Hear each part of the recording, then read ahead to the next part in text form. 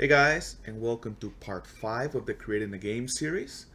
Today we'll be looking at one thing and one thing only, and that is the flying enemy AI's engage behavior. That's the combat behavior that we've been leading up to. So finally today we get to see all of the different behaviors that you can play with. So if I go ahead and jump to Unreal, let's do a quick recap before we go into that. If I hit simulate here, you'll see that we've done quite a few things in the past, I guess 4 videos. We've created a track that the player can attach to. We've added some moving obstacles, you can see in the blue. We've added some pickups, you can see there and there. We've added a checkpoint that respawns me if I die. And we have some enemies with some idle behaviors. We have this little guy going around the track really fast, and we have all these saucers here flying randomly within that volume, as you can see here. So now let's take a look at some of the engaged behavior. So if we go to blueprints, characters, enemies, flying enemies, let's go ahead quickly just take a look at the behavior tree just for reference and click on BT simple flying. So far we've looked at the left side of the tree here, and now we're going to look at these guys here. So the first one we'll look at is fairly simple. It's just this chase behavior, and it is the task called BTT underscore fly towards. And if you just open it here and go to the event graph, you'll see that I've created a little explanation here. It'll have the egg constantly chase the player but not attack. And again, this is one of the simplest behaviors. You can use this either in all range mode or in track mode, and all it's going to do is just fly close to the player. Now there's something else here that happens once you get close to the player. Once he gets fairly close to the player, it'll look at the pitch of the player, and if the pitch of the player is bigger than 45 degrees, the response time for its rotation will dramatically decrease. And the reason for that is you want the player to be able to avoid the enemy by doing either a somersault or a U-turn. And you're going to see that here. So you can customize this behavior by changing the response time. Here is right now is 1 second. You can make that smaller to make the AI more responsive, or you can make it larger to make it even less responsive. But again, the idea here is these AIs are supposed to be weak enemies, right? You follow the player, and the player is supposed to outmaneuver them easily and destroy them. So let's go ahead and go to flying enemies, and let's just drag. Let's use the Venom here, this little guy, and let's rotate him all the way here, 180 degrees. And if we select him and we go under the properties panel, you see if you just filter by setup, we're going to ignore damage, general. This is pretty much the same thing that we've had before. Let's choose, instead of fireball, let's go ahead and put laser here. We're not going to mess with his health or anything else. We're going to look at behavior. And for the idle behavior, we're going to keep him in place so it's easy to see. And for the engaged behavior, we will do chase. Okay? And that's all. And if we let's go ahead and save here. If we click on play, let's make sure that we're playing on the current camera location. If we click on play, you'll see that all this guy is doing is just chasing us. He's going to rotate, he's going to come all the way and get real close to us. And as soon as he gets close, his response time decreases. Oops. But this is, again, very basic. All it's doing is just chasing you. There you go. So why would you want to do this? And you can see he's trying to avoid one of the saucers there. So all of the different behaviors will try to avoid obstacles, including other enemies. There you go. So why would you want to use this? Well, say you want a chase scene. You can definitely use this behavior, or you can mix and match this behavior with other enemies that actually chase and shoot. So you can create the illusion of having a huge amount of enemies chasing the player, but you don't want all of the enemies to shoot at the player. Maybe that's too hard. So some of them can be chased and some of them can be chased and shoot. But that's fairly simple. So that's one behavior there. And I just noticed there are no settings here. I guess that's some, I'll make a note here. The only thing that I would want to tweak for this behavior would be the response time here. And it's right now 1 second, so I don't have that exposed in the pawn. I'm gonna think about that, and maybe I can add it, but anything else is just as is. One other thing that you can do here is look at the max speed and acceleration, right? So if you just want an enemy to quickly get to the player, you can increase this acceleration. Let's make this like 5,000, and then max speed something like, I don't know, 7,000. And if we click play here, you'll see that it comes very quickly towards the player. So it's a lot harder to avoid, because now we've increased its acceleration and max speed. Okay, so that's something to keep in mind. I'm going to go ahead and set these guys to default here.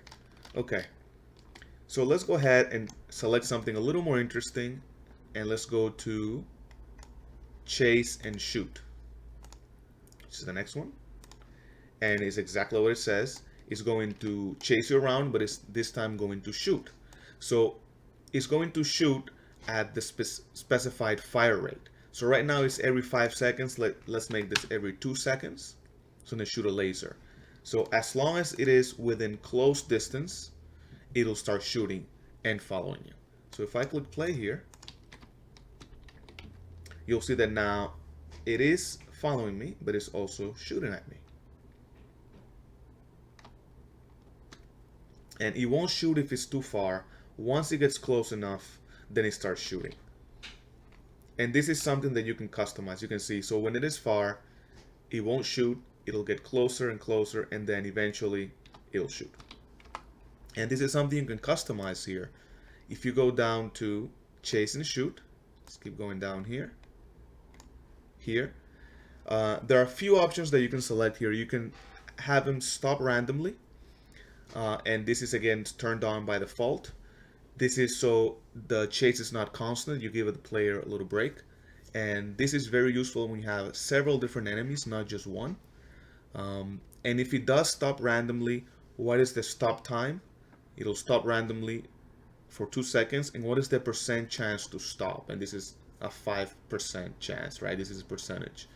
I would highly recommend doing something like this. You don't have to do it, obviously. But if you have many different enemies chasing and shooting you, this is kind of like the default all range mode behavior. You want some enemies to stop at some point, and gives the AI a bit more versatility. Okay, you'll notice this being very important once you have 5-6 enemies at the same time trying to shoot at the player. Okay, let's go back to the behavior. The next one is shooting place. Fairly simple. This is exactly what it sounds like. You click play and the AI will not move. It'll just rotate and face the player. You can see it's just rotating, facing the player and shooting at the fire rate that was specified every 2 seconds. So you can use this if you want enemies to be maybe making a blockade or staying in a specific place without chasing the player, obviously. So let's see what other customization options do we have for staying place. Let's keep collapsing this. Keep going down. Shooting place. So there is an option for shooting place, and you've seen this a lot in different games. And it is, do you want the AI to actually move to a location prior to shooting? Right, so a lot of the times you'll see in games like Star Fox again, enemies like come out from the bottom, from the water, for example, get into position and then stay there and shoot. And that's exactly what we're doing here. So by default, it is actually selected, move to location, and you have the target location is just a vector. And this is similar to the obstacle. So let's say that you want the enemy to come here, but it's gonna start really low. Let's say it's starting here, and you want it, as soon as the player gets close, to quickly go up in the position and start shooting. Or perhaps you want the enemy to come from the side. Either way, let's do the side case. Let's say that it starts here and moves all the way here. So similarly, you're going to use the capture end location, and then this is the end location. You click on capture end location. Notice that now the target location is frozen, and then you move the enemy to the side. And now when I hit play, as soon as I hit combat range, you'll notice that the enemy will move into place and start shooting.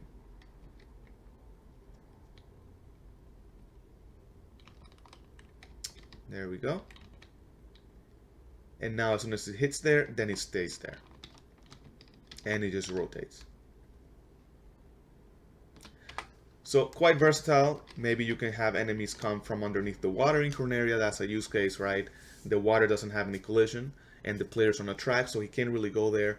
Or maybe you have some mountains and you have enemies coming from both sides or up and down. Either way, it's fairly simple, and you see this a lot in Star Fox. Enemies just kind of come from off screen into the view of the player on screen and then kind of stay there and shoot. That's exactly what you would do there. Okay. All right. Now let's do something else. The next set of behaviors, the next three, are specifically designed for the track section of the game, right? So chase and shoot are mostly done for all range mode. Shooting plays, it can be used for either use case, but fly past player, stay in front, and come towards are specifically done for the track section. So instead of trying to modify this, I'm just going to clone the track just for this use case. And I'm going to grab the track and I'm going to clone it here. I'm going to put it on this side. And then I'm going to grab the assigned track, clone it. And I'm coming to send to track, and I'm going to select the new track, BP track 2. Use the Blutility to perfectly align it. See that? And I'm going to the player start. I'm going to move it all the way here to the new track. There you go. A little bit more there. And again, the reason for that is I want to make it really, really easy to understand what the behaviors are. Then we'll go ahead and move those guys to the track here. So let's go ahead and just reuse this guy here that we had. So the first behavior, let's go back to setup here, is called, let's see, fly past player. This behavior is fairly simple. The player's on a track, and the AI will come from behind the player, zoom past the player, stay in front of the player for a set amount of time, and afterwards it'll pick a random direction and fly off the screen. In this behavior specifically, the AI will not attack, right? If you click here, fly past player, you can see again the explanation, whoops, here.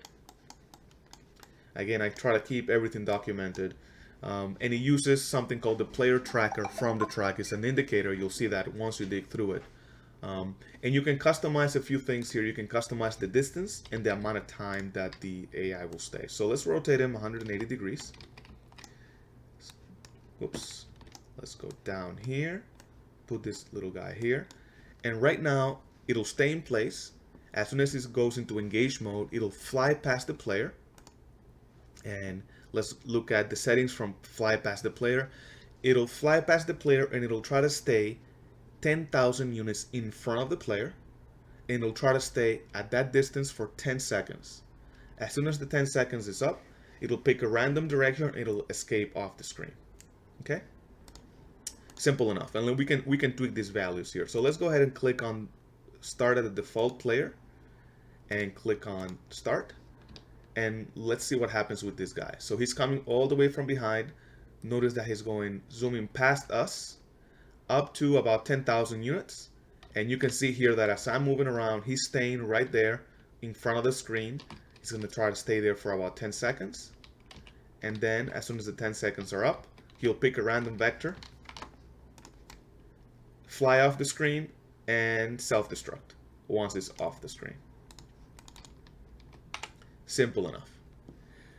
And I do have one of those guys in Corneria. As soon as you start, you'll notice there's an enemy that comes from behind and tries to pass you and stay on the screen. Obviously, there are certain things that we can customize. So if we go back to fly past player, we can play around with this distance. Maybe instead of 10,000, maybe we'll try to keep him at 5,000. And maybe instead of 20 seconds, maybe it's 10 seconds. Or sorry, instead of 10 seconds, maybe 20 seconds. If we click play, you'll see the same behavior. He's going to zoom past us, And this time he should stay a little bit closer. You can see here now he's only 5,000 units, and he's gonna try to stay here for 20 seconds this time. And obviously the whole point is that you can shoot the enemy and kill him. I'm not gonna kill him because I do want to see what happens here. But the player can go up and down on the track. He's gonna stay on the screen for 20 seconds, and I'm gonna eject here and eventually grab a random location vector and leave and self-destroy. Okay, cool. So that's one variation, right? And on the same vein, you can have him do that but attack, right? That would be the next logical step. So you can have fly past player. The next one will be stay in front of player, and it's basically the same behavior, but now instead of facing away from the player, kind of like just going on the track, it'll actually turn towards the player and attack the player. And remember, every time that the AI attacks, is going to use the fire rate specified under the damage, the damage type and everything. So I'm not touching any of this, but remember, once you get the behavior you want, you can specify a bunch of stuff that would make it maybe an easy section or a hard section. So stay in front of player, and we go down here, and you can see the exact same settings, right? Time facing the player, 20 seconds, and distance, and I'm going to keep it at 10,000 here. And let's go ahead and save, click play. And same thing, the guy will zoom past us to try to get to 10,000 units in front of us. And as soon as he does that, he will turn towards us and start firing every 2 seconds. And he is following the track, by the way. So if the track was curved, he would curve with the track, right? He's just following the track and keeping in front of us, shooting at us. He's going to do this for 20 seconds. And if we, there we go, he just escaped. I was going to say, if you boost, he'll actually try to slow down to try to keep that distance. It's not 100%, but he does his best to try to keep the distance. And if you boost or brake, it'll do what it needs to do to keep that distance. Okay? And the last one is come towards player. So that's kind of the opposite, right? So this is, do we have an AI that is coming towards the screen? So this is the opposite case. We're going to turn this guy around 180 degrees. Okay? And let's see what settings do we have for come towards player. And there are only two settings. Do you want him to attack while coming towards the player? And what is the target distance behind the player where the AI will try to go to, right? So basically, this is actually quite simple logic, right? The player is going on a track. The AI needs to pick up a vector either in front of the player or behind the player, right? For the past two behaviors, it looks at the location of the player on the track and picks up that vector by an additional 10,000 units in front, right? It's using the forward vector. This is the opposite. It's looking at where the player is, and it has a new target location of 20,000 units behind the player, right? So let's just go ahead and click start without attacking first. Click on save, and you can see that the guy is just flying past the player at this point, right? He looks at the player, but he's not attacking. And if we just look behind, you'll notice that he's just going way, way, way back. Okay, and tries to stay about 20,000 units from the player. This is why it's coming towards the player. It's trying to stay 20,000 units, and eventually it self-destructs.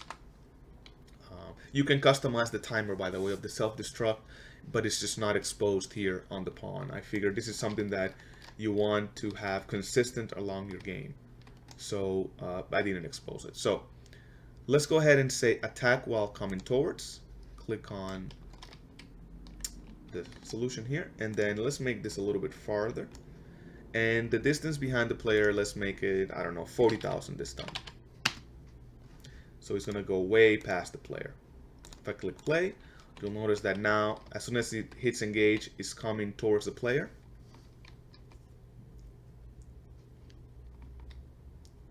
And it's gonna start shooting and go past.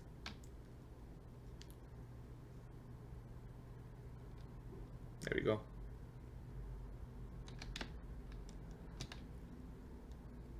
And eventually you can see that it self-destructs. Okay.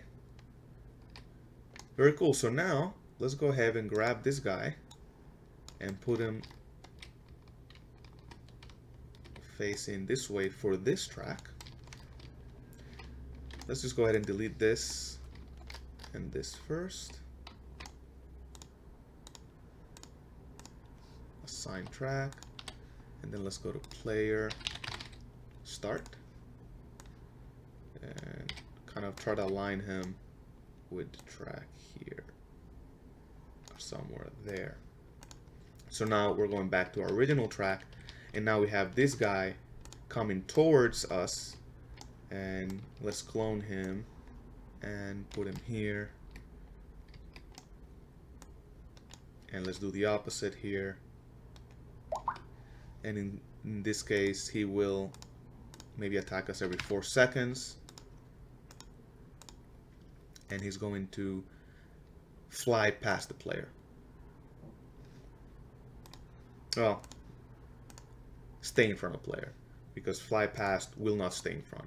Now keep in mind, obviously, because of the obstacles, as the AI is coming towards the player, if it crashes, it'll try to avoid. It's going to take a little bit more time to get to the player, obviously, because now we are talking about obstacles. Okay? So if we click play here, now we're on the regular track. I'm going to zoom past here. You can see that this guy is shooting at us and going past. So this guy is going back, and grab some health here. And you got the other AI who is trying really hard to come here. Let me stop here a little bit. You can see him. He's trying real hard to come towards us, but because of the obstacles, he had a little bit harder time. So obviously keep that in mind when you're designing your level. If you make it real complicated, you can see now he's kind of in front of us, shooting at us. So, and I just accidentally destroyed it. So keep in mind when you do that, if you have a lot of obstacles, make the AI's life a little bit easier. Maybe don't start him at the beginning. Maybe you can start him towards the side here. That way, he doesn't have so much stuff to go through, right? Cool. So let's just recap real quick. In this video, we looked at the engage behavior. If I click on an enemy here, just for demonstration purposes, we've done a few of these behaviors here. Oops. Sorry. Here.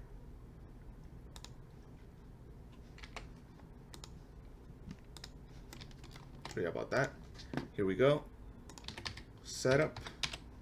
All right. So just to recap, we've looked at ignore player, which means it does nothing, and this is the behavior that all of these other guys have right here while they're flying around.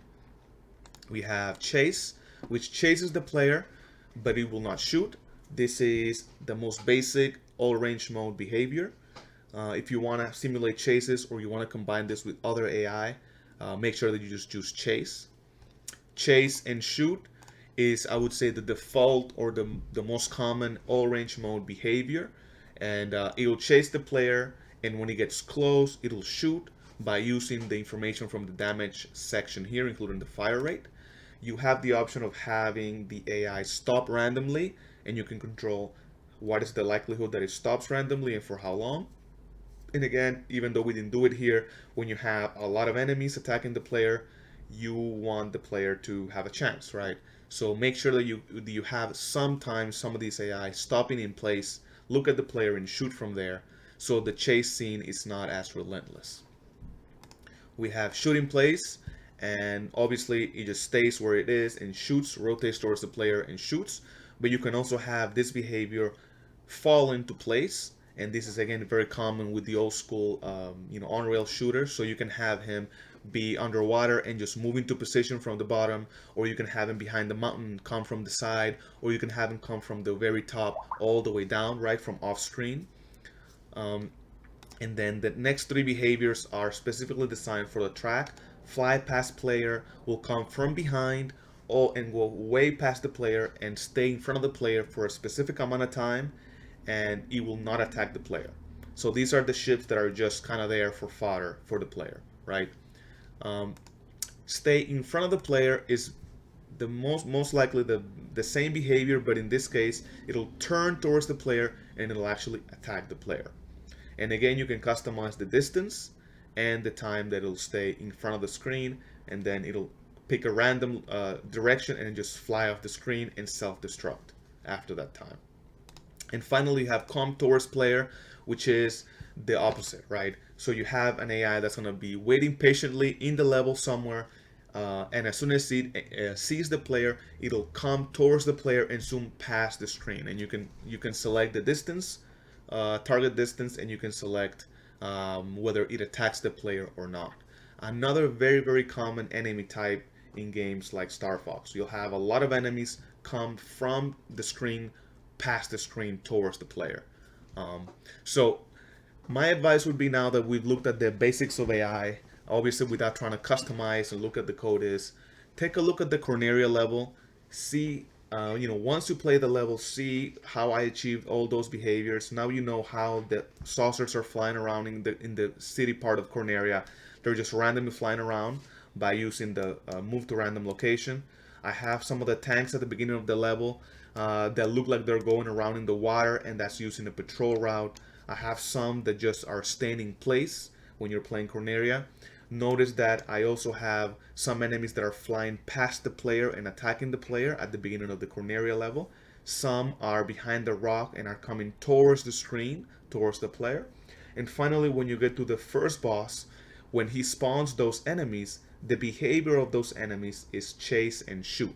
Because in that scenario, you're in an all-range mode scenario, fighting freestyle, and you want those enemies to chase and shoot at the player. Those enemies are also stopping randomly and shooting at the player. And what that does, it creates a more dynamic fighting environment. Okay? Very cool. So for the next video, we'll try to wrap a lot of these things up. We'll see how we can use the level linking system to actually finish the level and go to another level. We will finally look at the stage clear BP, how we can use that to make sure that we can actually finish a level, and a few other things that are going to make the level a little bit easier and embellish it a little bit more. Okay?